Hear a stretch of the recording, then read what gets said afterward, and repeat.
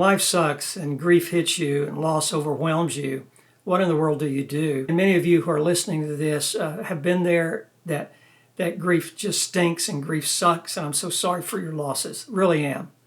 And I want to just share 3 hopeful points with you this morning. Number 1, I want to encourage you to look at others who have somehow been there and done that and have made it through the suckiness of grief, and they still have their grief, they still have their pain, but they're not letting it debilitate them. There's this guy in World War II. He was a Polish army guy. His name is Witold Pilecki. Witold Pilecki was born in May of 1901 and he died in 1948 in May. He was 47 years old. He had a wife and he had 2 kids.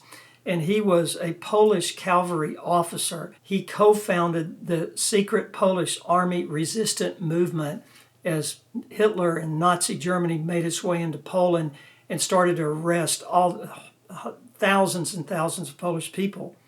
And along with that, all the Jewish people from Germany and all around Europe that Germany controlled.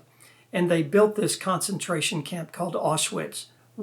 Pilecki was the only human being that we know of that volunteered to go to that camp, Auschwitz. He was arrested on purpose. Why? Because somebody needed to find out what was happening in these concentration camps in Auschwitz. And it was a horrific thing that he found. In fact, he went into the camp in order to give reports to the Allied army, which included, of course, the United States, to give them reports of what was happening. And so he volunteered. They needed a volunteer to go in there. And he volunteered and he intentionally got arrested and thrown into this concentration camp. And there he was for 2 years trying to get a resistance going on in that camp, sending reports to the Allied forces. He finally escaped from prison and he went back to try to help those who had been arrested. And he finally died when the war ended. He was arrested by the communistic Polish government. He was a hero of all heroes. There's this book by Mark Mason. It's called Everything is Effed Up. It has quite a bold title to it. And in that book, he has this quote about being heroic. What does it mean to be heroic? Being heroic, Mason writes, is the ability to conjure up hope where there is no hope. We know this at Spark of Life. And so there's 3 points I want to share with you today. 3 points that maybe can help you have hope where there is no hope, to conjure hope. And the first thing is to look at other people who are hopeless, to look at other people and see how they did it and if they did it. When I look at others, we don't ever want to compare my loss to them. I can look at somebody else who's lost 3, 4, 5, 6 children, for example. I know a man who lost both his wife and his children in a horrific murder-suicide that his wife did, and talked to him on the phone about his hopeless situation. He lost all his family. And this man was somebody I needed to look at and understand some things about my own loss, not to compare my loss to him and not to say I don't have a right to feel bad because I haven't had the same loss he had, but to look at those who haven't quit and had a hopeless situation and they found hope. How in the world did they do it? Well, that's one of the points today, to look at others and to realize something. At Spark of Life, we've done all these retreats and it's such a blessing and honor. And I mention often that the people who come to our retreats, the people who go to our online resources that we have, are our heroes because they've conjured up hope where there was no hope. When they felt hopeless and helpless, they didn't quit. And when I look at others, I'm inspired. So Pilecki can become a hero because he conjured hope where there was no hope. He never gave up. He never gave up. We said it often, grief stinks. And when life sucks and grief overwhelms and loss piles up, what in the world do you do? Well, maybe looking at others and seeing how they conducted themselves and seeing what they did to keep going can help me, can help you. The second point is, believe that if one human can find hope in a hopeless situation, then you can too. In every single retreat, we see hopeless people. But at heart and deep down, they're not hopeless. And the reason they're not hopeless is they came to a retreat seeking help. When you seek help, when you try to do something about your situation with your pain, then you are not hopeless or helpless. Because you haven't even believed you're helpless and hopeless, even though you feel helpless and hopeless.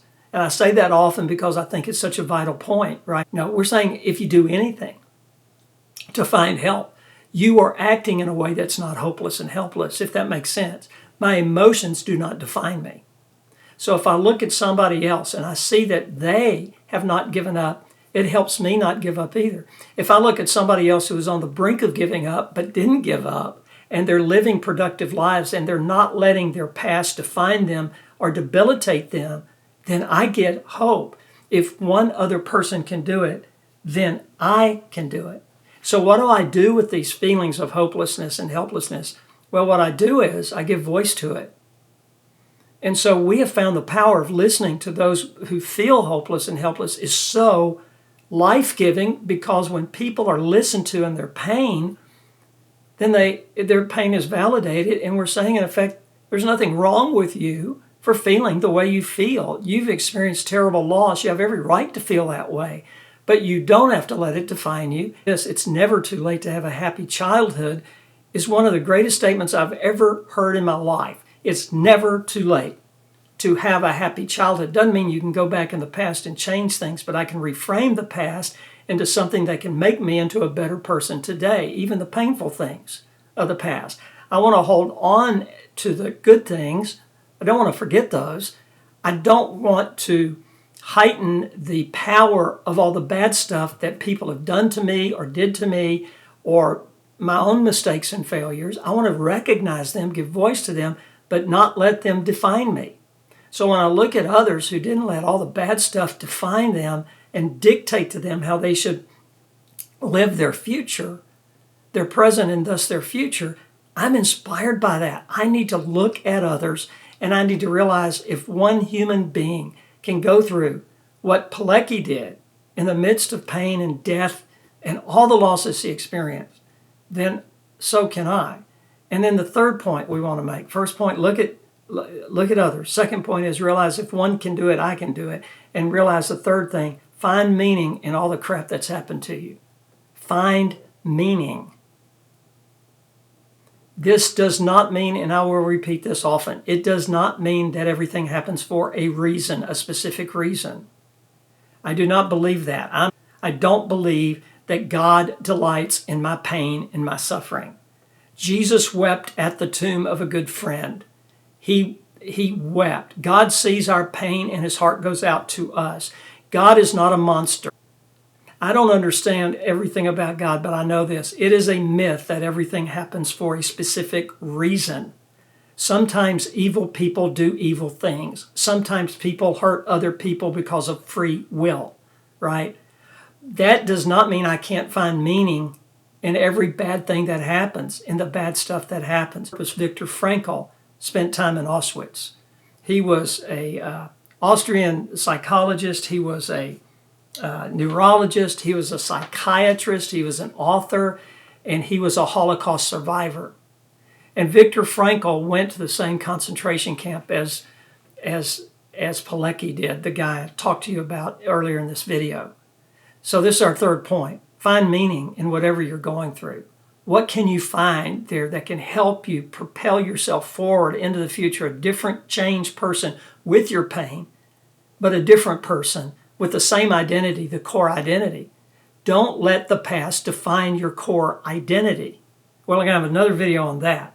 But Viktor Frankl was part of the 960,000 Jews who were arrested and thrown into Auschwitz. Of the 960,000 Jews that went to this concentration camp, 865,000 died and went to the gas chambers on the day they arrived into Auschwitz. If you do the math, that's 90%. And so Man's Search for Meaning is one of those life-changing books. It's a small book, and it's Frankl's effort to make meaning to make sense out of the nonsense, to find meaning in the horrific horrors that went on during that period of time in world history. But when I look at other people, when I realize if somebody else can find hope in the midst of despair, and when I find meaning of what happened, I can reframe what happened to say, okay, this happened. I'm going to give myself permission to grieve it, to feel terrible, to be honest with my emotions, but I'm going to look at others and see what others have done, and I'm going to have hope and I'm going to conjure hope in the midst of no hope. And that's what being heroic is all about. But here's what he said. For Frankl, meaning came from three possible sources. So if I'm looking for meaning in all the losses, here's what he discovered, a brilliant man: purposeful work. Work that's meaningful. Love and courage in the face of difficulty. That's how you find meaning in life. And listen to some of his quotes. Life is never made unbearable by circumstances, but only by lack of meaning and purpose. So what makes your life unbearable? Okay, so I've experienced this horrific loss. I'm sorry that you had to go through all this crap. But what are you going to do with it, right? You're going to give yourself permission to grieve deeply because that's natural and normal. You're not going to compare your losses to other people. You're not going to say they have worse loss, therefore I don't have a right to feel bad. I'm not going to minimize my pain, and I don't need to maximize my pain. I need to be honest with my pain and my feelings and my emotions, but I also need to be honest that they don't have to define me. And then, so what do? The people who have survived horrific things find meaning and purpose to get up in the morning again. So where's that meaning and purpose? When we are no longer able to change a situation, we are challenged to change ourselves, wrote Frankl. I'm unable to change the crap of the past. I wish I could. I wish I had the magic wand. But I can change my response to the past. I can change what I do with it. So what do I do with the pain of the past? I admit it, and then I find meaning and purpose. And this quote, I can't change the past, but I can change this guy. I can do something about this guy.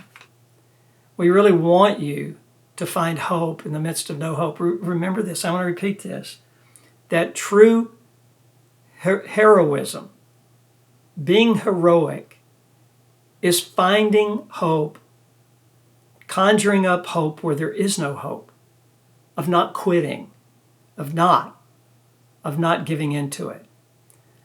Please like this video if you like it. Please subscribe to our YouTube channel. Hit that bell and you'll get notification of new videos. At Spark of Life, we believe there's always hope. Go to sparkoflife.org for more resources. At Spark of Life, we really do believe this. There is always hope. Be a hero. Conjure up hope where there is no hope.